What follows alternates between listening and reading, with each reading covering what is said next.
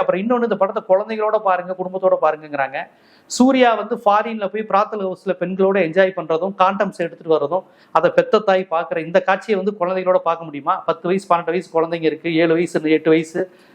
அப்போ அந்த பசங்க மத்தியில என்ன உணர்வு வரும்? ஒரு ஆம்பளை பிராத்தல் ஹவுஸ் போனா தப்பு இல்லை, ஆனா லேடிஸ் வந்து ஒழுக்கமா இருந்துக்கணும், இப்படிங்கிற ஒரு கான்செப்ட் வந்து அதை நான் தெரியாம கேட்கிறேன். இந்த இயக்குனர், படத்தின் இயக்குனர் தெலுங்கா, தமிழ் புரியுமான்னு தெரியல. இது ஏன் இந்த மாதிரி காட்சியை குழந்தைகளோட எப்படி பார்க்க முடியும்? இதை குடும்ப படம் நீங்க சொல்றதுனால தான் இந்த கேள்வி கேட்கிறேன்.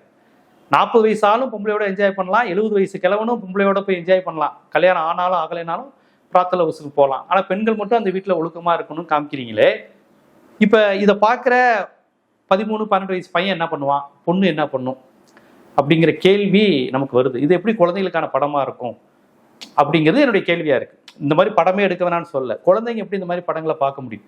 காட்சிகளா செக்ஸா காமிச்சா மட்டும் இல்லை, உணர்வு ரீதியாகவும் நீங்க ஆபாசத்தையும் வன்முறையையும் பாலியல் தொடர்பான உணர்வுகளை கடத்தினாலும் அது தப்பு தானே, குழந்தைகளை பாதிக்கும்ல அப்படிங்கிற கேள்வியை நான் கேட்கிறேன்.